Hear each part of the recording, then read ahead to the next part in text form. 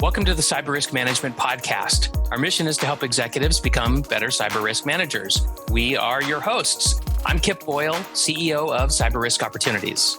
And I'm Jake Bernstein, Cybersecurity Counsel at the law firm of Newman DuWors. And this is the show where we help you become a better cyber risk manager. The show is sponsored by Cyber Risk Opportunities and Newman DuWors LLP. If you have questions about your cybersecurity related legal responsibilities, and if you want to manage your cyber risks just as thoughtfully as you manage risks in other areas of your business, such as sales, accounts receivable, and order fulfillment, then you should become a member of our Cyber Risk Managed program, which you can do for a fraction of the cost of hiring a single cybersecurity expert. You can find out more by visiting us at cyberriskopportunities.com and newmanlaw.com.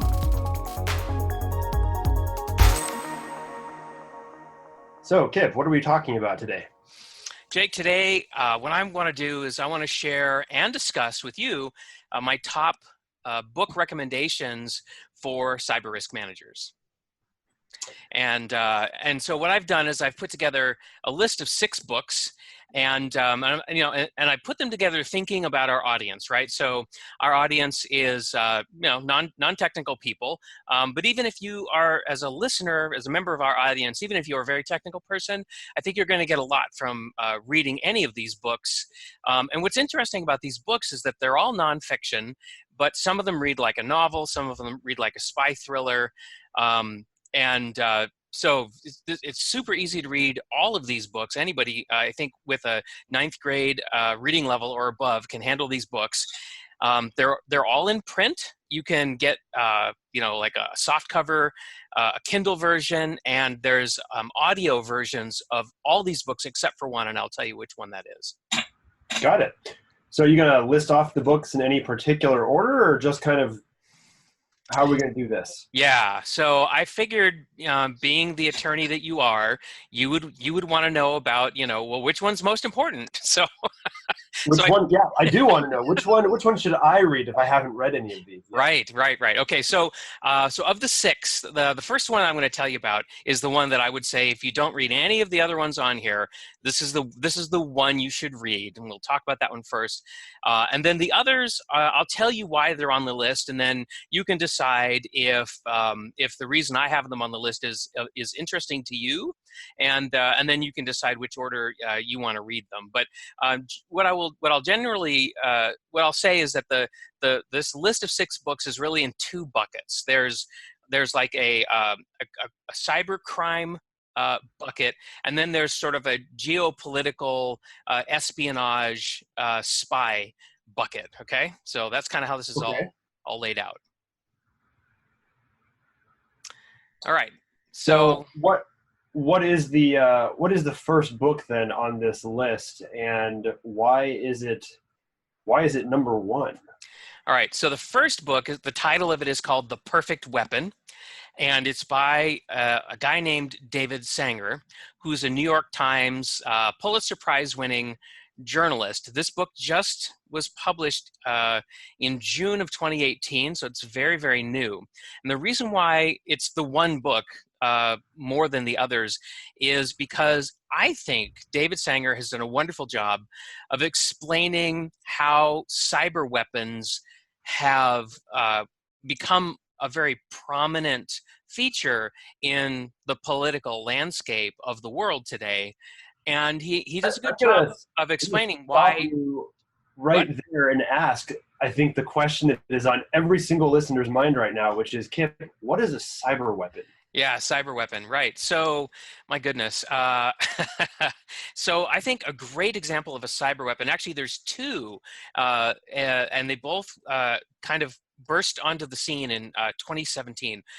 One of them was called NotPetya, and the other one was called WannaCry. And if you're paying attention to the news, at any point in mid-year last year, you probably have heard one or maybe both of them.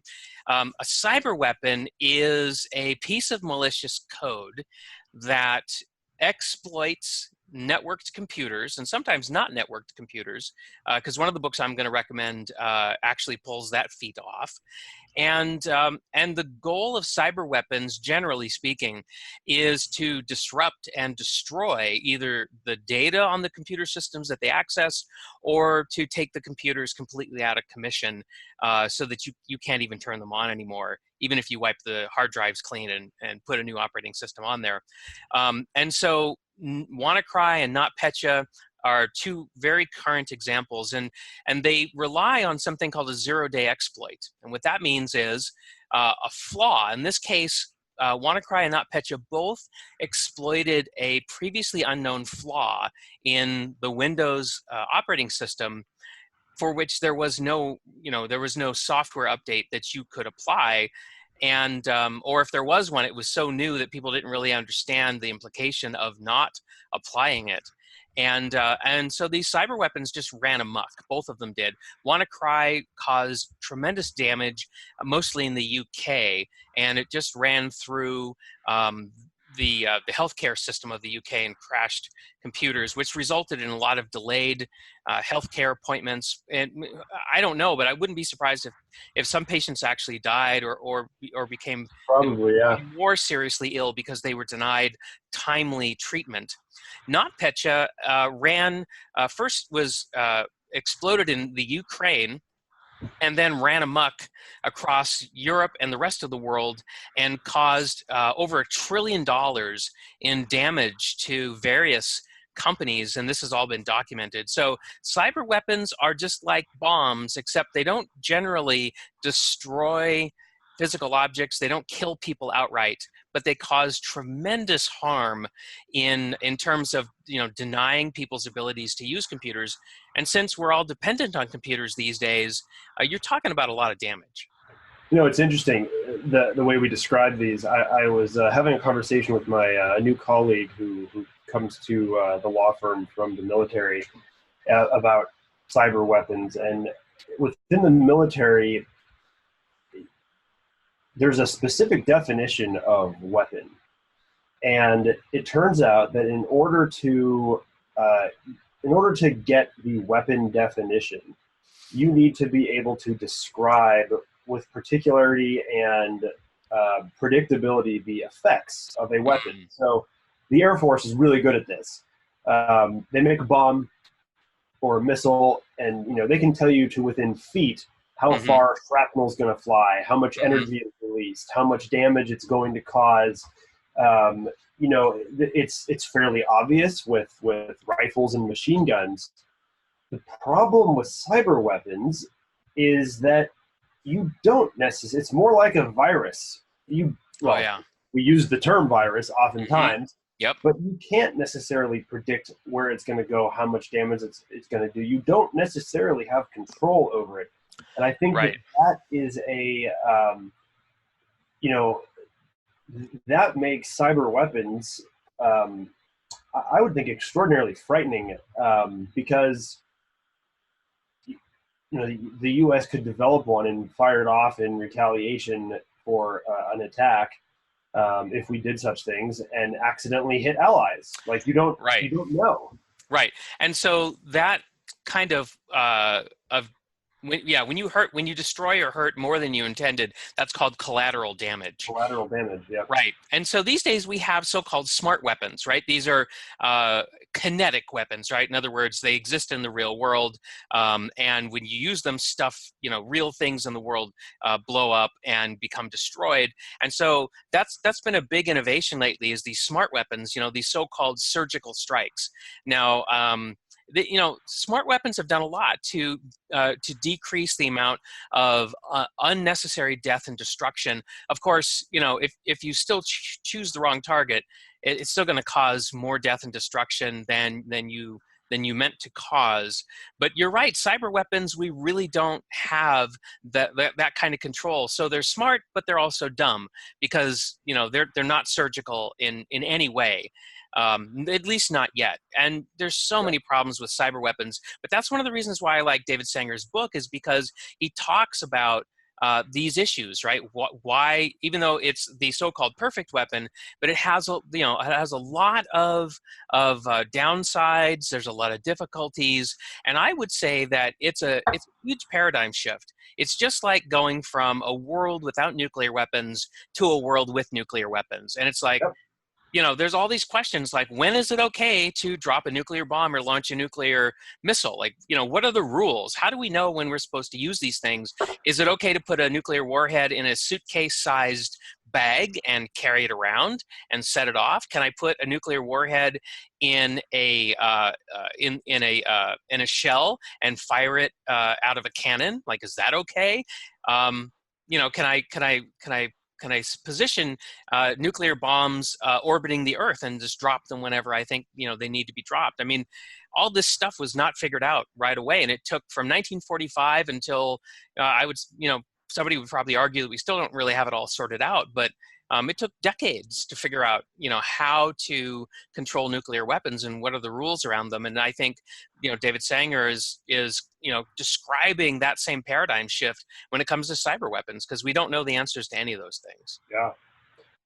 Well, that sounds like a great book. That's definitely going to be one that I pick up and read here soon. How about the next book?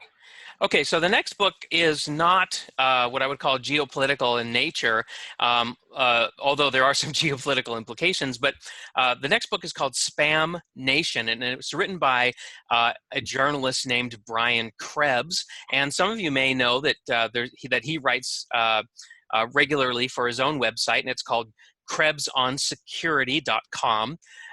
And Brian is a really great author, and his book is really interesting because what he's trying to do is explain for us mere mortals, where does all this spam email come from, and why in the world does it keep coming?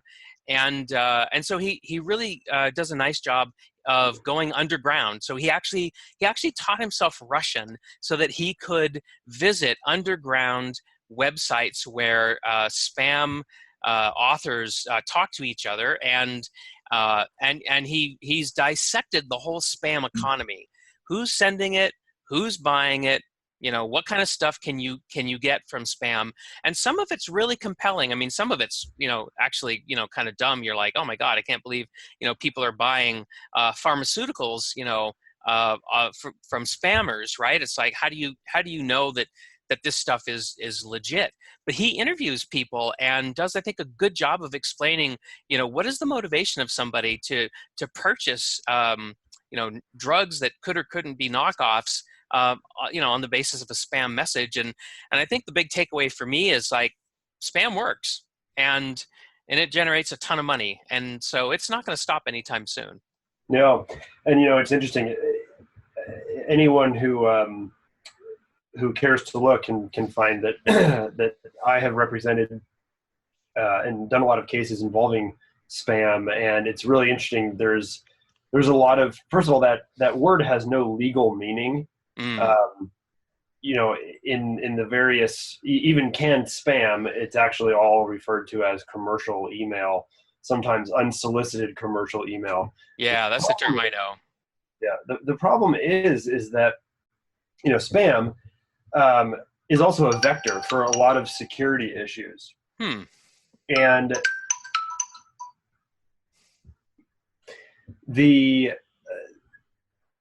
obviously there's a lot of anti-spam software out there. There's whole areas dedicated to that. But the harm from spam, really, it's difficult to, phishing, right? Phishing is a form of spam. I mean, it is, right? I mean, most people don't necessarily think of it that way, but it really is the same problem. It's emails going through that are not what you actually, you don't want them. Right, you never requested them. But you're getting them anyway.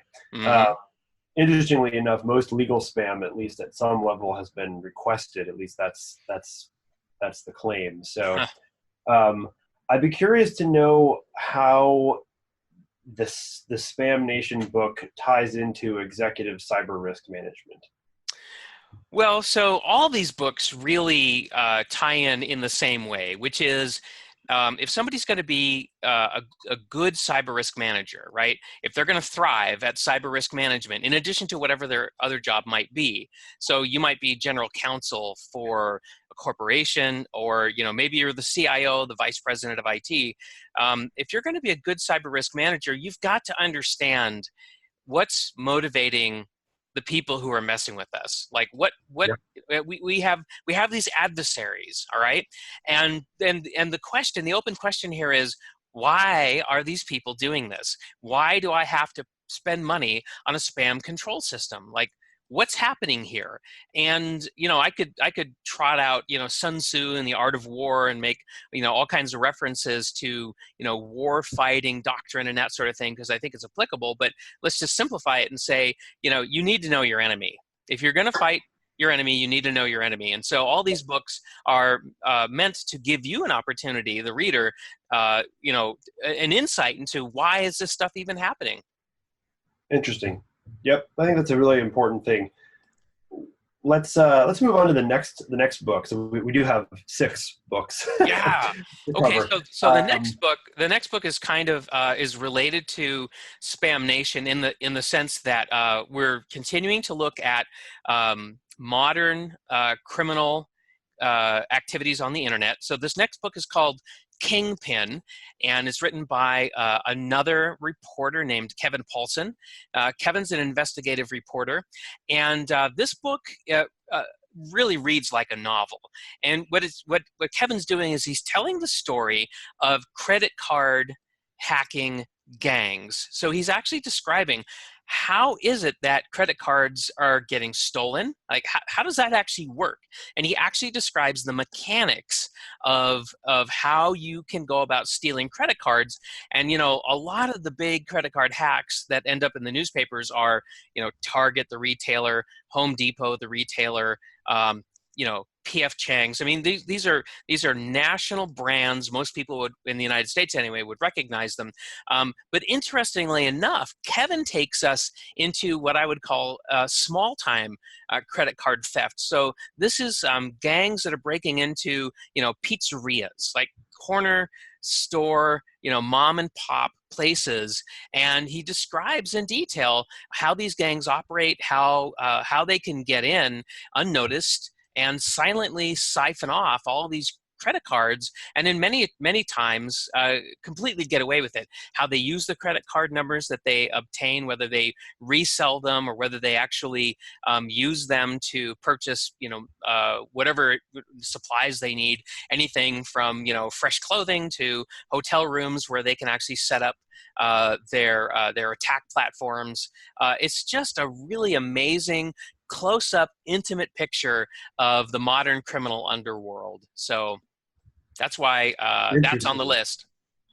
Yeah, and I think it's important to understand that, because so much of cybersecurity thinking is driven by the threat actors, right? The bad guys who are out there. Who are they? And we've talked about it before multiple times about who the adversary is not. Right. It's not Mr. Robot, hoodie wearing teenager in the bottom of his parents' basement. It's criminal, nation states aside, it's criminal gangs. And so, yeah, I think a book like that is very helpful in kind of getting insight into that world. Yeah, and if you run a mom and pop store, or you're somebody who advises small business, right? The common narrative from a small business owner is, why would they want me? I don't have anything to offer them. And you read a book like Kingpin, and you realize, oh, you do have something that they want. You just have to recognize it. And then, as we've talked on previous episodes, maybe you as the retailer aren't hurt very much because these gangs are siphoning off credit cards that you're processing in order to, take money from your customers. But, the reasonable cybersecurity doctrine says, that you have a duty to safeguard these transactions. So you can't just, turn the other way and pretend like it's not happening. Yeah, no, you really can't. Okay. So those Next are book. so those are the first 3 books. So we're halfway through. Now, the next book is called Future Crimes, and it's by a guy named Mark Goodman. Now, full disclosure, I worked with Mark Goodman. He's a friend of mine. We've done projects together. We've served customers together. So I know Mark really well. But the reason his book is on the list is because if you want an opportunity to sort of gaze into the crystal ball and get some idea about, what does the future hold in terms of the kinds of crimes that we can expect to see hitting the headlines in the next 5 to 10 years, then you're going to want to read this book. He's looking at really the cutting edge, and sometimes I even say the bleeding edge. Bleeding edge, yeah. Yeah, of how technology is being used to commit various crimes, and the anticipation of the kinds of crimes that Mark thinks is maybe just beyond the fingertips of criminals today, but probably won't be out of their grasp, sometime in the near future. So Yeah. if you're a kind of person who loves to think about the future, if you're trying to skate where the puck's going to be as opposed to skate where the puck is, I love that metaphor from ice hockey. Yeah, yeah. Then this is a good book for you to get. Now, interesting thing about Mark, and he talks about this story in the beginning of his book, but Mark was actually a Los Angeles beat cop early in his career, right? So he was, went to the police academy, came out, rode in a police car and patrol and all that. And one day, apparently he was, in the headquarters, and his supervisor yelled his name across the room, "Goodman, get over here." And so he, thinks he's going to get his butt chewed out. And he goes over, and his supervisor says, "How do you do a spell check in WordPerfect?" And then Mark says, "Oh, that's a Control F4, boss." And he goes, "Great. I knew you knew the answer. You are now a member of our newly formed high-tech crimes unit. Here's your first case." Wow, that's pretty cool. Yeah, and I don't know if that's how they recruit funny. them these days. One of my good friends also went through LAPD and ended up on their cyber crimes task force. So interesting. Yeah, it's a great story, but I also think it's kind of illustrative of, law enforcement and how law enforcement kind of got into this situation, and I think, if you read Mark's book and you kind of watch the arc of his professional development, I think it's a way for you to appreciate just how far we've come in terms of members of law enforcement who can actually understand the nature of the crime that's actually being committed. Yep. No, very true. Very interesting. Okay, so that's book Future number Crimes. 5. What do we have? Okay, this is one of my all-time favorite books, and I made it number 5 on the list because it's really fun to read, but it's old. So it's called The Cuckoos Egg by Cliff Stoll. Now, I read this a long time ago.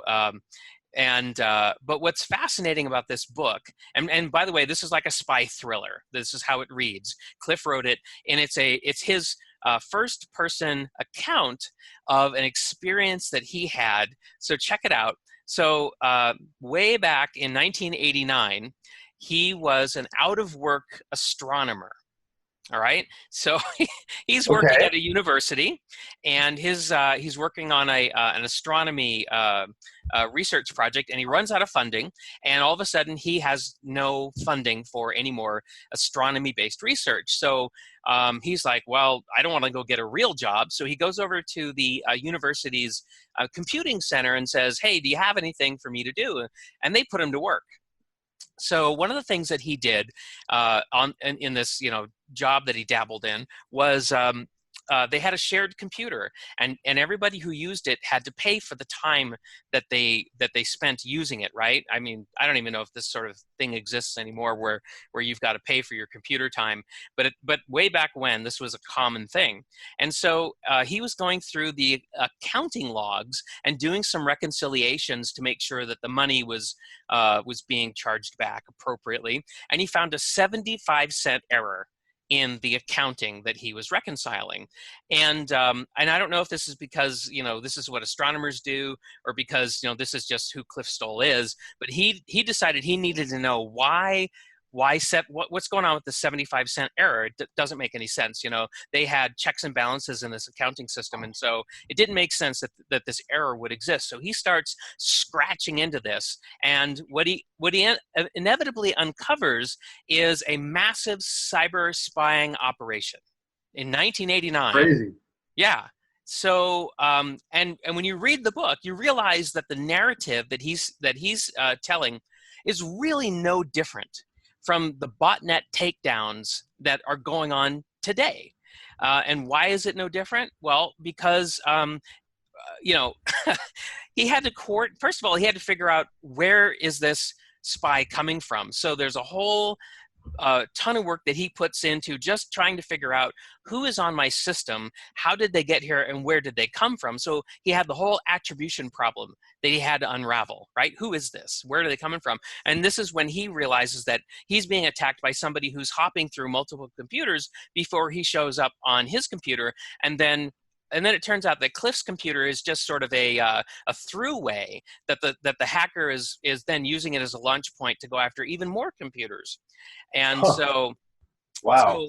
So he identifies this guy, and then he involves local police, and then finally the FBI, and then he gets the FBI to contact the national police in Germany, and then it turns out that the hacker's coming from an East German spy ring. Anyway, it's a fantastic story, and one of the things in there in particular that I continue to remind myself of is that many of the techniques that Cliff Stoll used to slow the hacker down so that he could trace the origin of the attacker are things that we are debating today, these active defense measures. So one of the things he did to slow him down is he created a whole bunch of false but highly enticing documents. And like the first honeypot. He did the first honeypot. That's right. And it worked. So the spy was rummaging around the file system, found this directory called, I can't remember what he called it, but you know, it was this super supposed secret project that they were working on, and he put all kinds of really interesting letters and memos and reports in there, and the guy just fell for it, hook, line, and sinker. And today, you know, we would put beacons in documents like that, so that if a cyber attacker stole the document, brought it back to their computer, opened up the document, there would be a little piece of Java code in there that would fire off silently and send a kind of a homing signal back to me as the cyber defender, and I would know where in the world geographically the attacker was attacking me, even if they were going through Tor or a whole bunch of other computer systems to anonymize themselves. So it's a fantastic book. Very cool. That one I'm excited to read. I've actually owned it, so I'll be reading that one soon. Oh, it's so easy to read. Cliff is a really great writer, and you know, that's just, of all the books on here, I would say that one is kind of like munching on a Snickers bar. It's just fun. Excellent. All right, okay. So number 6. What is the last book on this list? Okay, number 6 is called Countdown to Zero Day, and it's by another reporter named Kim Zetter, Zetter, Countdown to Zero Day. And you remember earlier in our episode here, I talked about zero-day exploits, and that's kind of what Kim talks about. And specifically, she's talking about a piece of malicious code, a cyber weapon called Stuxnet. Yep. I think you know about Stuxnet, right? I do, yeah. Stuxnet is basically the cyber attack that disrupted significantly Iran's nuclear enrichment program. That's right. Yeah. So Stuxnet is still, you know, nobody has really claimed responsibility. The world thinks that it was a joint effort between the United States and Israel, but no matter where it came from, you know, the effect of it, I think, is now better understood than ever. And Kim's book is, I think, the definitive public account of Stuxnet, how it spread, what it did, how it was discovered, and by the way, Stuxnet. We talked about NotPetya and WannaCry. Stuxnet is similar to them in the sense that it's a cyber weapon and it caused real damage, but it's a wildly more sophisticated cyber weapon because the Natanz uranium enrichment operation in Iran was actually air gapped. In other words, none of the computers inside there were directly connected to the internet. And so one of the big hurdles that the authors of Stuxnet had to overcome was, how in the world do we get a piece of malicious code onto a computer that's not connected to the internet? And they did it. And one of the ways they did it was by putting Stuxnet onto thumb drives and dropping thumb drives in parking lots and everywhere they thought that people who worked at the Natanz facility visited. And sooner or later, somebody picked one up, brought it in there, and connected it to the system, and the thing ran amok. Now, here's an interesting question, and hopefully I won't be spoiling anything, but did Stuxnet do anything else? Oh, yeah. So the purpose of Stuxnet was to specifically find and mess with centrifuges. That's my understanding, was that it basically it sent commands that simply causes centrifuges to break themselves. That's right, or to operate in very unpredictable ways, so that the enrichment process, the centrifuges were designed to enrich uranium to become weapons grade.